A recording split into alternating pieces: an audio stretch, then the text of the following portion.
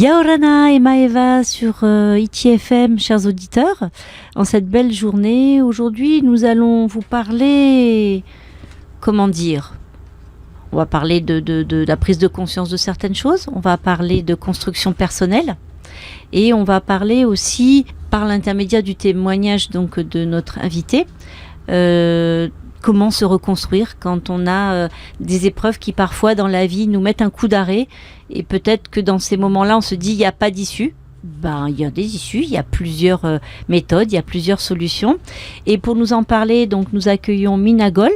Yaorana. Yaorana. Alors, tu es... oui, ici on tutoie, hein, comme tu as pu le remarquer. Donc, tu es auteure et formatrice par la libération des mémoires cellulaires, mode Access Consciousness, je l'ai à peu près bien dit. Donc, tu es auteur d'un livre qui s'appelle Apprivoiser le pardon. Et tu es venu pour nous parler un petit peu de tout ça sur l'invitation de Jinira. Yaorana. Donc toi, tu es justement praticienne formatrice en Access Bar, c'est ça ? Oui, tout à fait. Voilà. Et donc vous avez, dans le cadre de votre formation continue, vous avez découvert Minagol par l'intermédiaire d'Internet, des vidéos. Des vidéos de Mina, oui. Voilà. Sur YouTube, oui. Et ça vous a donné l'idée de l'inviter sur notre beau Fénois. Tout à fait. Voilà. Alors, donc, tu sais, ici, on dit Maeva pour souhaiter la bienvenue. Donc, je sais que c'est ta première fois en Polynésie. Tu viens juste d'arriver. Donc, tu n'as pas forcément beaucoup découvert, mais ta première impression sur notre beau Fénois. Ah, moi, j'ai envie de dire waouh. Ouais, waouh. Voilà, le waouh des couleurs, des senteurs, et puis d'un accueil. Vraiment, j'ai été très, très, très bien accueillie. Et j'ai hâte de découvrir et de rencontrer, en fait, les personnes. Des personnes, voilà. Oui, parce qu'on va le voir après. Tu es venue aussi pour un cycle de conférences. Oui. Alors, est-ce que tu peux nous résumer pour après pas garder du temps pour le reste de l'interview sur ton parcours qui t'a amené à écrire ce livre, donc en partie autobiographique, qui s'appelle Apprivoiser le pardon. Oui, d'accord. En fait, moi, j'ai travaillé très jeune comme infirmière en pédopsychiatrie. Donc, tout le côté psychologie, psychanalyse m'a toujours fasciné, l'inconscient, la façon dont les gens se sabotent sans qu'on comprenne pourquoi. Et je me suis mariée très jeune et en fait, j'avais beaucoup investi sur mon couple, etc. Puis peu à peu, comme plein de personnes malheureusement, mais enfin mon couple a commencé à se dégrader et ça s'est terminé par quelque chose d'assez dramatique puisque mon mari s'est suicidé avec nos 2 enfants, la maison a brûlé, etc. Enfin ça a été un peu comme la fin du monde si vous préférez, et la fin de mon monde. Hein, on dit que la chenille elle doit mourir pour devenir un papillon. Je crois que la chenille que j'étais est morte, mais je ne savais pas que j'allais devenir un papillon. Et donc, je dirais que c'est cet événement-là, si vous voulez, qui a déclenché quelque chose. Parce que, comme beaucoup de personnes doivent se dire, mais c'est pas possible, on ne peut pas se remettre de ça. Et c'est vrai, c'est ce que je pensais. C'est pas possible de se remettre. Sauf que on se remet pas. On se transforme. C'est ça. On se transforme.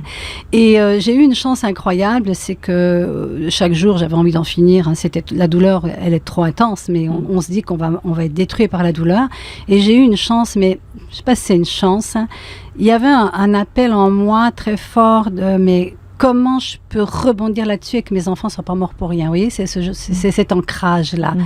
Et en fait... vivre pour eux et ne pas mourir pour qu'ils continuent de vivre à l'intérieur de moi. Parce toi, que j'avais demandé le divorce et c'était pour ça qu'ils étaient partis. Et si j'avais demandé le divorce, c'est parce que je voulais qu'ils soient plus heureux dans un contexte familial plus heureux.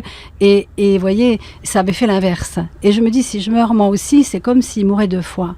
C'est étrange, hein, les constructions qu'on a comme ça. Hein, non, mais c'est sain aussi. Ça veut dire que notre esprit est là pour nous sauver parfois. C'est incroyable. Mais chaque jour, si vous voulez, les gens me disaient, mais il faut que tu fasses ci, fasses ça plus tard. Mais je dis, mais il n'y avait pas de plus tard pour moi, il n'y avait que maintenant. Non, il y avait le tout de suite douloureux. Et comment faire pour atteindre le soir. Et un jour plus particulièrement douloureux que les autres, en fait, j'ai poussé comme un hurlement, je peux plus là. Qu'est-ce qui me permettrait que quelque chose change? Et ça a sonné à la porte.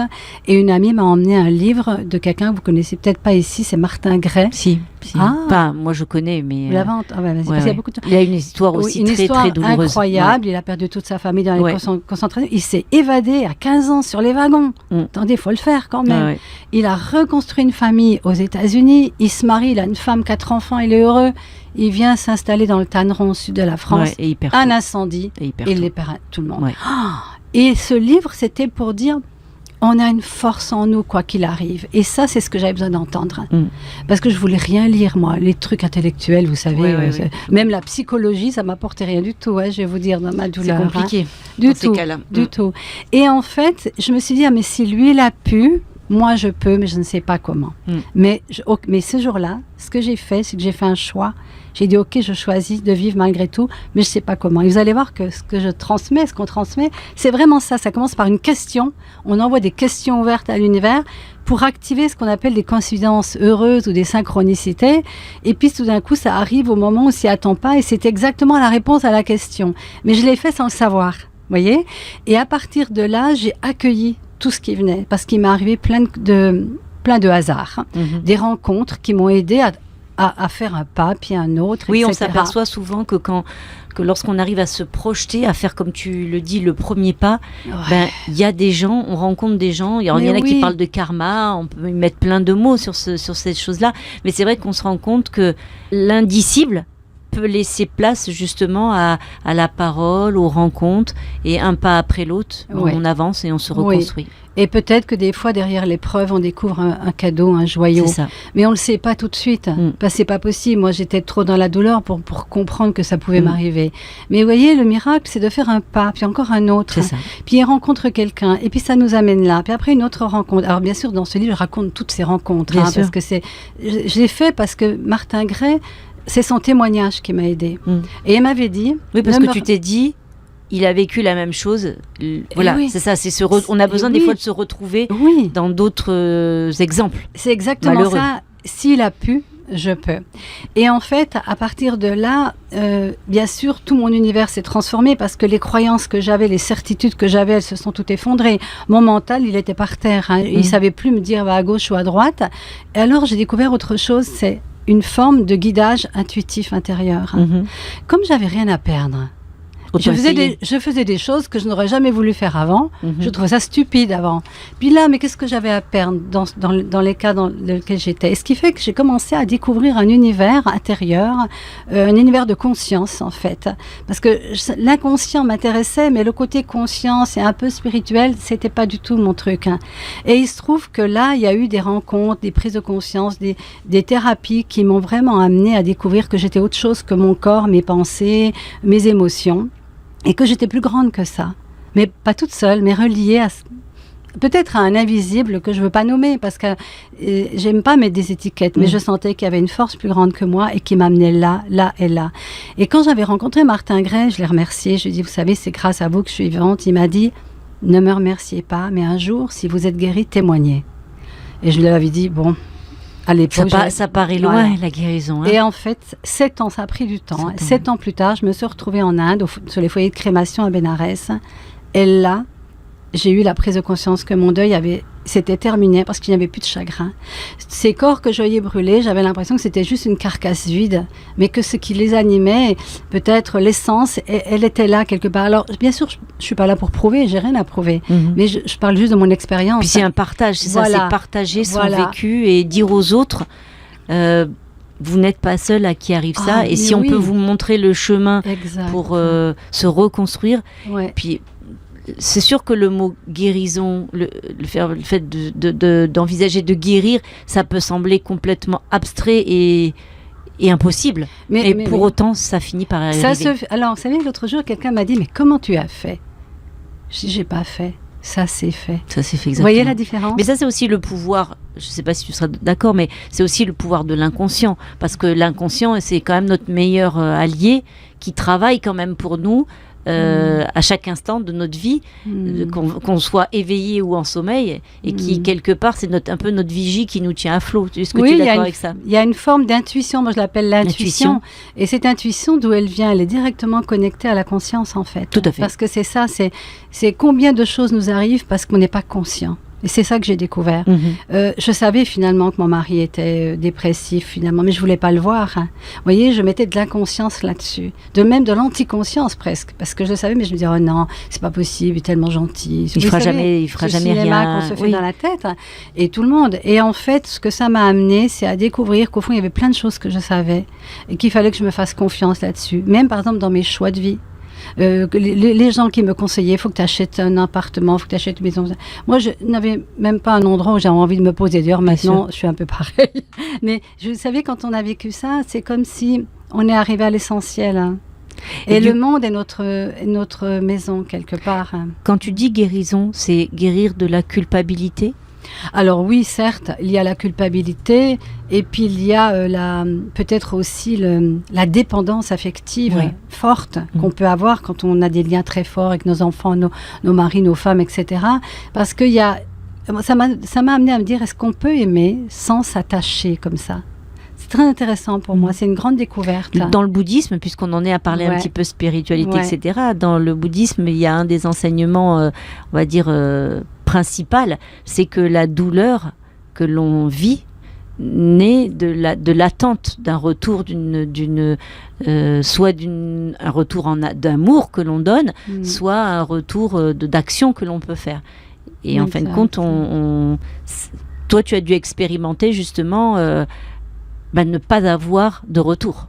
Oui, il y a eu ça. Et puis, il y a eu aussi cette prise de conscience, justement, qu'il y avait une chose que je devais développer, c'est m'aimer moi-même. C'est ça. C'est-à-dire ne plus me juger. Ne pas juger quoi que ce soit qui s'était passé, ni même juger ce que les autres avaient fait ou pas fait, parce que ça n'a pas été évident. Hein, évidemment, comme dans ces cas, il y a toujours des tierces personnes. Et de me dire, bon, ok, il y a eu ça. J'ai fait avec ce que je suis. Et c'est vraiment, et d'ailleurs c'est pour ça que j'ai été tant attirée par cette méthode, parce que c'est vraiment sortir des jugements, aller au-delà des jugements. Et en fait, la révélation pour moi en Inde, c'est qu'il n'y avait plus de jugement. Ok, il y a eu cette histoire qui est terrible, que je ne souhaite vraiment à personne, mais toutes ces années de cheminement m'avaient fait tellement évoluer et grandir qu'il y avait même de la gratitude par rapport à l'épreuve, c'est-à-dire par rapport au chemin parcouru. C'est ça. Et quand je suis rentrée, qu'est-ce que j'ai fait ? Tu as écrit ton livre. J'ai écrit mon livre. Alors, cette méthode que tu décris, où Ginira et donc tes collègues, tes amis, tes consoeurs, vous êtes donc praticienne et formatrice. Donc, cette méthode, dis-moi un petit peu comment tu l'as découverte et quels sont ses principaux fondements ou points importants ? Avec grand plaisir, parce que dans ma vie, les choses, elles arrivent toujours au moment où je ne m'y attends pas. Mais j'avais encore posé une question. En 2012, je voulais reprendre mon travail. J'ai fait une pause sabbatique pour m'occuper de ma fille, parce que j'ai refait ma vie quand j'avais 40 ans. Hein, j'ai reconstruit un couple. J'ai eu une fille, Gaïa, qui a 23 ans maintenant. Et j'avais fait une pause professionnelle. J'étais devenue psychothérapeute. Hein. Et quand j'ai voulu reprendre en 2012, c'est comme si c'était presque périmé tout ça, que j'avais envie d'aller dans quelque chose de plus léger. Vous savez, ces gens qui racontent toujours les histoires, mais qui sont dans la victimisation. Je sentais qu'il fallait sortir de ça, que chacun a la capacité et la force de rebondir, et qu'on n'est pas des élus quand on y arrive. Et j'ai demandé, mais qu'est-ce qui me permettrait de reprendre en fait une activité pour accompagner les gens, mais vers plus d'autonomie, de joie, de résultats. Et 2 jours après, cette méthode est arrivée dans ma vie, une Canadienne qui est venue en France, à Paris, et que j'ai rencontrée lors d'un séminaire de FT. Et au moment de partir, elle dit, demain, je vais... Alors, c'était Maison Lafitte où j'habitais, et je vais faire les bars. Je dis, quoi ? Elle va boire des coups dans les bars de ma ville ? Mais qu'est-ce qu'elle a à faire là ? C'est rien dans cette ville. Une Canadienne qui vient... Et elle se met à rigoler. Elle me dit, mais non, je vais faire une journée de formation bars. Et c'est une journée pour libérer les jugements, les points de vue, les mémoires cellulaires, les traumas, etc. Waouh ! Je n'ai même pas cherché ce que c'était. C'était à côté de chez moi. C'est incroyable. C'était la seule personne en France qui pouvait donner une journée de formation. Elle habitait à côté de chez moi. C'était en 2012.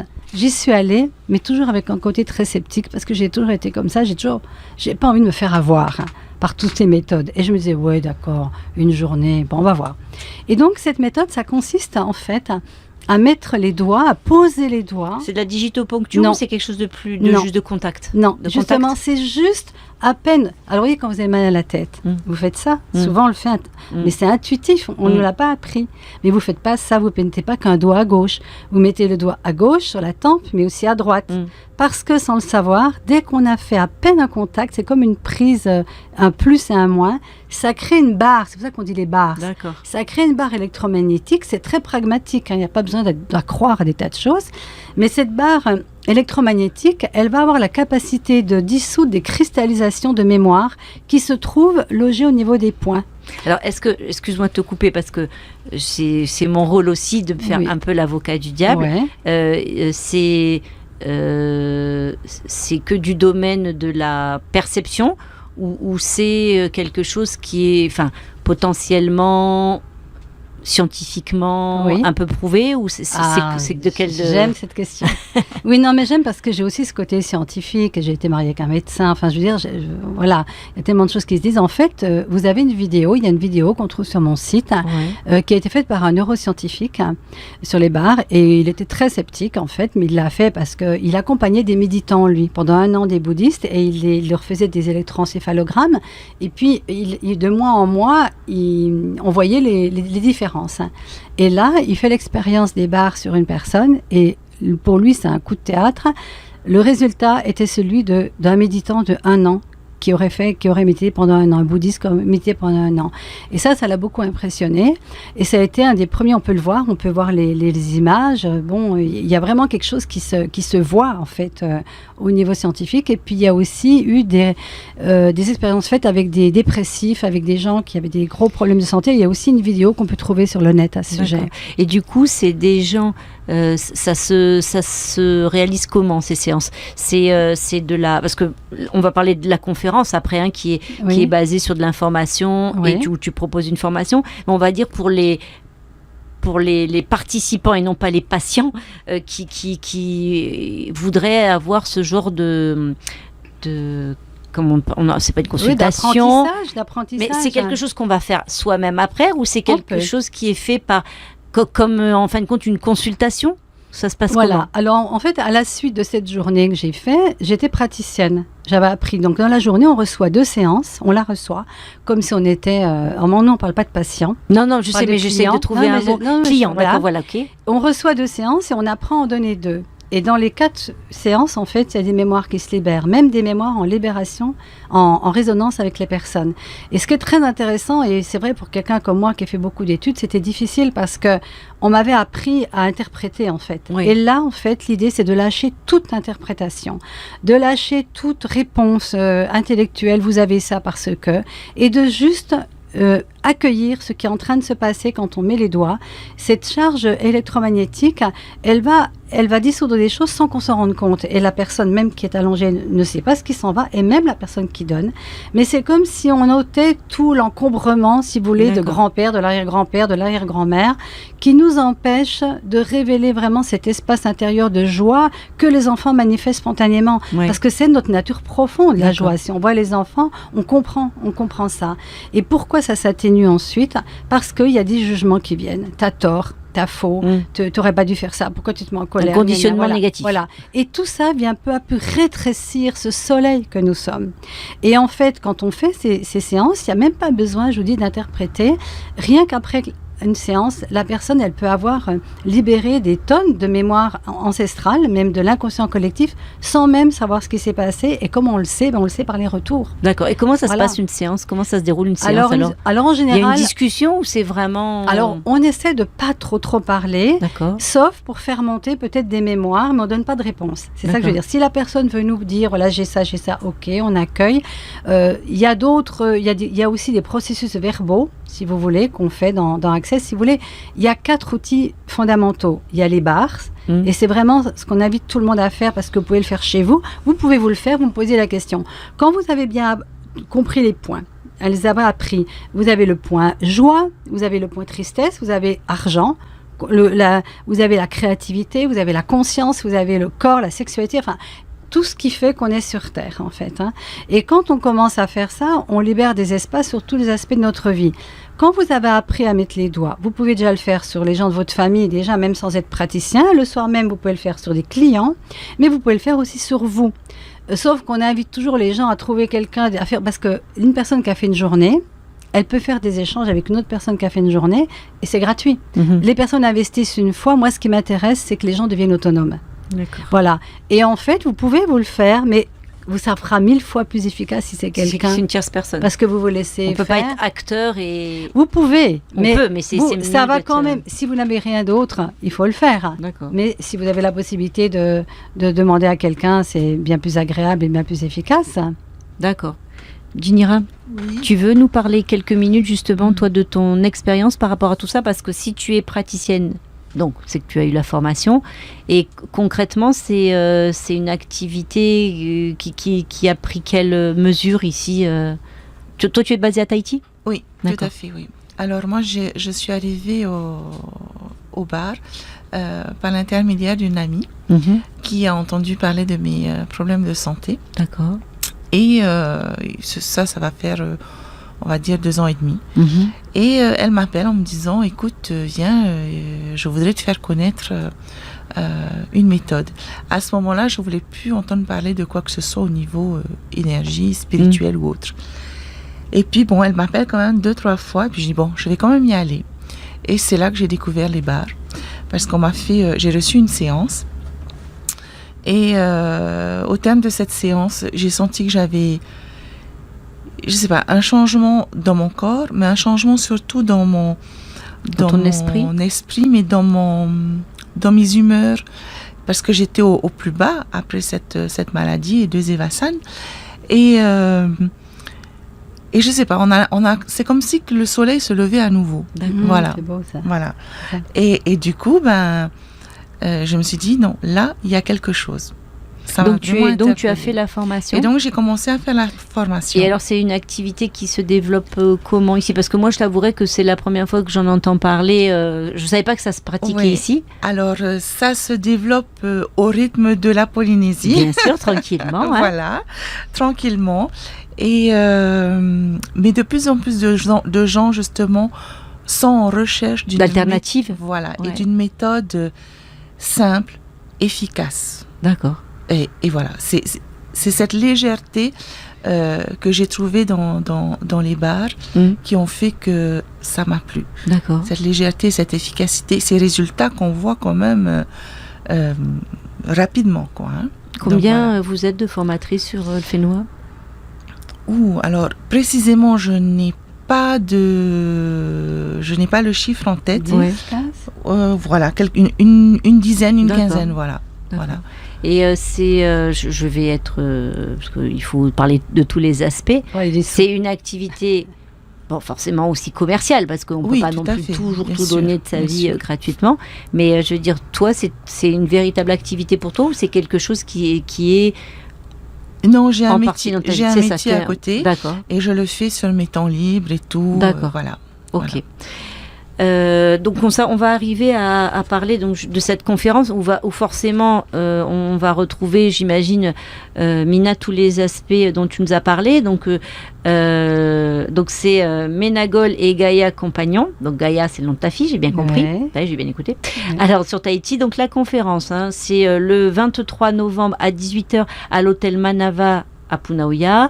Donc le thème là, c'est Retour à la joie par la libération des mémoires cellulaires, méthode Access Consciousness. Donc le prix de la séance est 2000 francs. Est-ce que il faut s'inscrire par rapport au contact qu'il y a là, que ce soit Djinira ou Jenny? Oui, tout à fait. Par vos intermédiaires. Voilà, vous pouvez nous appeler avec les numéros qui sont affichés. Sinon, se rendre le vendredi directement à l'hôtel Manava. D'accord. Donc ça, c'est la première conférence. Il y a une deuxième conférence pour nos amis de l'île Sœur, à Maharepa, donc à l'hôtel KVK. Donc là, le thème est un peu différent puisque c'est les clés de la joie et de la prospérité. Donc ça, c'est à 18h. Et donc après, en suivant, le 25, là, il y a des ateliers concrets. De 9h à 12h, donc le 25, c'est être soi avec l'argent. Oui. Et de 14h à 17h, les relations toxiques sans libérer. Ça, il va y avoir du monde. L'idée, si vous voulez, c'est de ne plus se réduire, que ça soit pour l'argent, pour les relations. À la dépendance, quelque part. Et de s'ouvrir à l'abondance, mais sans se réduire et en arrêtant de se juger. Et ça, c'est un gros défi, notamment pour les femmes. Alors après, l'Access Bar le 28 novembre, ça, c'est la formation à proprement parler. Voilà, alors là, vraiment, je convie tout le monde à venir à cette journée, qui est vraiment la journée d'apprentissage. Et vraiment, le soir, les personnes ont un un manuel, elles ont des planches, elles ont l'audio de la classe. Je donne beaucoup d'informations autres que uniquement les doigts, parce que dans les 4 outils, c'est les barres, c'est aussi poser les questions ouvertes. C'est une phrase que déjà les auditeurs peuvent répéter. Déjà, les choses ont changé. C'est tout de la vie. Viens à moi avec aisance, joie et gloire.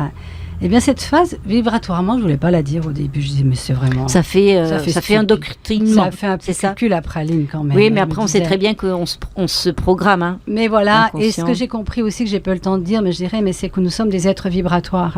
Et j'ai compris aussi moi-même, dans ce que j'avais vécu, que c'était aussi ma vibration. Mais c'est quoi les vibrations? C'est nos pensées, c'est nos croyances, nos jugements, les mémoires. Hein. Ouais. Et tout ça, on dégage quelque chose inconsciemment, puis on attire toujours la même chose. Eh bien, il faut changer les vibrations. Donc, la formation elle-même, donc je l'ai dit, c'est le 28 novembre, de 9h à 18h à Papara. À quel endroit? Alors, ça sera en résidentiel. D'accord. Juste dans la ligne droite, juste avant le golfe d'Atimaono, côté mer. D'accord. Et un pareil sera mis en bord de route. D'accord, ok. Et alors après, Access Fondation, en 2 mots, ça c'est quoi? Alors ça, c'est donc, général, donc ne fais pas ça parce qu'il faut être facilitateur certifié. Donc ça, c'est un autre niveau. On fait des classes avancées et c'est, je dirais, le complément de barre. C'est tous les outils verbaux qu'on peut utiliser. C'est aussi les 10 clés d'Access. C'est absolument magnifique. C'est des processus cette fois-ci au niveau du corps. C'est extrêmement complet, dense et vraiment, je peux certifier qu'il y a un avant et un après. D'accord. Donc, on va donner les contacts. Hein. Donc, Jinira Bordes. Donc, je vais donner ton numéro de téléphone parce que les adresses mail, c'est trop long pour que les gens les notent. Après, on va mettre la petite affiche sur notre page Facebook. D'accord. Donc, les gens pourront la trouver facilement. Donc, toi, tu es joignable au 87 285 900. Donc, Jinira 87 285 900. Et puis, il y a aussi Jenny qui, elle, est joignable au 87 782 280, 87 782 280. Donc ça, c'est pour s'inscrire, avoir des informations complémentaires. Tu vas faire en dehors des moments de formation, tout ça, tu prends tu vas recevoir des gens? On est en train de voir si au niveau du programme on peut le faire. C'est ouvert, c'est pas encore décidé, c'est ouvert. Je voulais aussi préciser que sur mon site, on peut trouver énormément d'informations sur Access et sur ma chaîne YouTube, Minagol, j'ai juste marqué mon nom. J'ai au moins une 30aine de conférences sur tous les sujets et en général les gens ils aiment bien parce que je donne déjà un peu les outils, donc ils voient si. En fait, il faut sentir si c'est pour nous ou pas. Exactement. Parce que c'est pas forcément. Faut pas venir avec un a priori dans un sens ou dans un autre, il faut avoir gardé son esprit critique parce que c'est vrai que on voit quand même fleurir beaucoup de choses de nos jours. Internet ne nous épargne pas toujours dans toutes ces méthodologies-là et du coup c'est important de faire son propre avis. La conférence c'est 2000 francs, c'est pas non plus un budget de folie. Je veux dire, vous faites pas signer les gens, vous les enchaînez pas si pour qu'ils fassent la formation. Et puis même la conférence, il va y avoir beaucoup d'éléments. C'est important aussi de dire aux gens, il y a tellement de charlatans, de gens qui se revendiquent de telle ou telle méthode. Voilà, il faut aller voir et puis se faire sa propre idée. Et j'ai même envie de dire que la méthode, c'est pas la méthode, le miracle. C'est la personne qui a choisi de changer sa vie. Exactement. Et vous voyez, moi, j'ai pas eu cette méthode, mais ça m'a pris du temps pour arriver finalement à ça. Mais cette méthode, ce qu'elle m'apporte, c'est que je peux partager ce que j'ai vécu et d'aider les gens à les accompagner d'une façon rapide et vraiment joyeuse, quoi, sans la souffrance. Parce que des fois, on croit qu'il faut souffrir, tout ça. Mais j'ai compris maintenant que c'était pas forcément nécessaire. Non, mais c'est ça, on pense toujours que c'est pas dans la souffrance que le chemin doit se faire. Heureusement que non. Qu'est-ce qu'on peut te souhaiter, Mina, à part que ton séjour ici se passe bien, mais tu vas voir, comme c'est ta première fois en Polynésie, tu vas découvrir quelque chose ici qui peut être très fort, c'est le mana. Tout à fait, le mana. On en parlait hier. Voilà, le mana, et puis la gentillesse, l'accueil polynésien. Donc, qu'est-ce qu'on peut te souhaiter à toi qui a déjà fait un si long chemin et qui a priori, je trouve, puisque je suis en face de toi où tu es assez radieuse, Merci. Voilà. Qu'est-ce qu'on peut te souhaiter souhaiter encore plus de rencontres, encore plus de joie, encore plus de partage. Puis alors, j'ai fait un beau lapsus sur Facebook l'autre jour parce que j'ai mis « Je pars 4 mois à Tahiti ». Oui, mais des fois 4 semaines. Oui, hein. Mais des fois 4 semaines, tu verras, c'est autant bénéfique que 4 mois. Mais je ne l'ai pas vu. Ma fille me dit « Mais maman, on part pas 4 mois. Mais Gaïa, où est le problème? Mais si, c'est... même quand elle me le disait... Oui, tu entendais, ça ne te choquait pas. Non, mais tu verras, le temps ici, il est autant bénéfique. Une semaine vaut peut-être un mois. Est-ce que tu es d'accord, toi, Junira? Oui. Ici, quand on arrive à être gagné par toute cette chaleur, et non, je ne parle pas de la météo, mais de cette chaleur humaine, cet accueil, etc., le mana, une semaine, ça peut valoir un mois dans une vie. Moi la phrase qui me viendrait, c'est une question. C'est quelle contribution est-ce que je peux être pour les Polynésiens, pour l'île, pour moi, pour le monde, juste en partageant. Et qu'est-ce que je peux recevoir aussi de toute la beauté et des différences que vous êtes. Ça, c'est ça qui me plaît. C'est l'enrichissement par l'échange. Oui. C'est ça. Hein. Oui. Ok, donc on vous redonne à tous rendez-vous le 23 novembre à 18h à l'hôtel Manava de Punaoya. Le 24, ça sera donc à Maharepa à l'hôtel KVK. Toutes les informations... Vous avez fait une page Facebook sur l'événement Oui, alors elle est sur notre page Facebook. Qui s'appelle Tout commence par un choix. Tout commence par un choix, page Facebook Tahiti, pour justement trouver toutes ces informations. Il y aura l'interview donc en vidéo, en replay sur notre page Facebook pour tous ceux qui auraient besoin de renoter toutes ces informations, de vous voir toutes les deux et de se faire une première idée du contact. Moi, je suis quelqu'un d'assez intuitif. Et la vidéo, c'est pas mal. Ça peut permettre aussi de se faire une idée. On vous souhaite une très bonne journée à toutes les deux. Des belles conférences, de belles rencontres pour toi, Mina. Et puis à tous, prenez soin de vous et quelles que soient les choses auxquelles on croit, religieux, spiritualité, philosophie, soyons heureux, profitons de chaque jour. Moi, ma philosophie, je vais te dire ce que c'est. Enfin, j'essaye. C'est profiter de chaque jour comme si c'était le dernier. C'est exactement ce que je dis aussi. Voilà. C'est comme ça que j'ai avancé sur mon chemin. Exactement. C'est ça. Chaque jour suffit sa peine. Oui. Mais il faut vivre à fond tous les jours. Alors là, je suis d'accord. Merci à vous deux de nous avoir consacré du temps. Merci beaucoup. Beaucoup de réussite, Fai Toto, comme on dit ici. Hein, oui. Voilà. Et puis, à tous nos auditeurs, prenez soin de vous, passez une très belle journée sur ITFM, la plus belle des radios. Des radios. Nana. Nana. Nana.